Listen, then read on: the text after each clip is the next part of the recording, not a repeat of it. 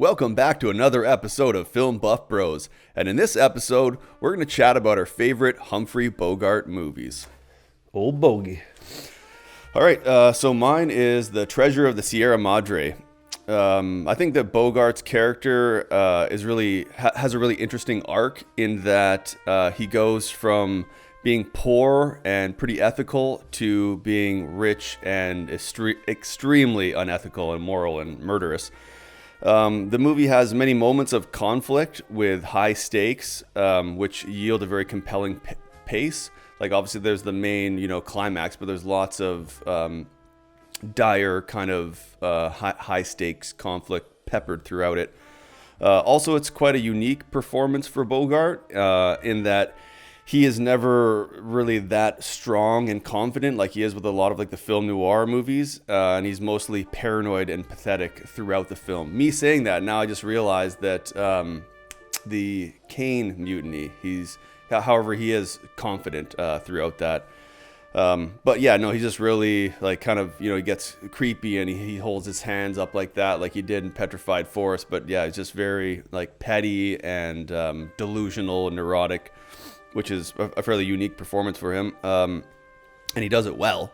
Additionally, I like Walter Houston's character and his commentary on humanity and greed throughout it. It's it's a movie I can watch a lot. Every couple of years I like to watch it. I love the beginning, just where he keeps asking the same guy for the money, and that's played by John Huston too.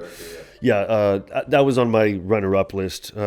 That's would have been my first, because the first time I watched that to repeated viewings, it's like, wow, like it's so much happens in the movie and so much arc and so much paranoia and underlying subtext and just okay, well, anyway, I'm gonna say that In a Lonely Place is my favorite Bogart.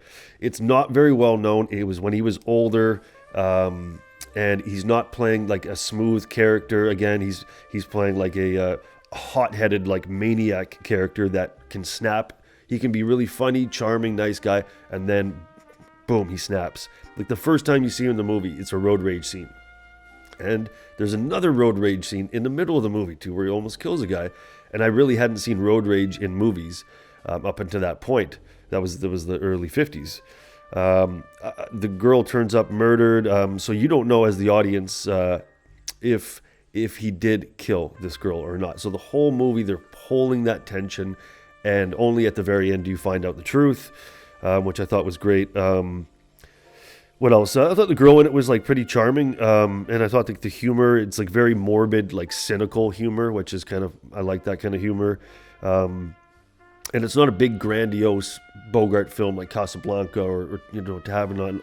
It's a small, intimate film, and there's no real arc in the character. That's the funny thing. Like he's actually like more jaded by the end of the movie. He's like American Psycho. It's like where he's actually like worse off. Like society has made him, his interactions, him trying to be normal has backfired on him. And I'll just say ending was unpredictable. I didn't see it coming. And runner-up, was Treasure. And also I just want to mention Dead End. I don't know if you've seen that one either. But that was an early Bogart, I think 37. And he's amazing in that film. He's not in the whole movie. Again, Is that with the POV one? Like that's where the one his with those, face is messed up in the beginning? deadbeat kids. Remember the deadbeat kids? Oh, yeah. Angels with Dirty Faces. Yeah. And so it's this movie, he goes back to his hometown and things aren't as he was expecting them to be. And it's fantastic, underrated, Dead End. But yeah, In a Lonely Place, Treasure, fantastic Bogart, man. Yeah. All right, there we go. Another episode in the bag.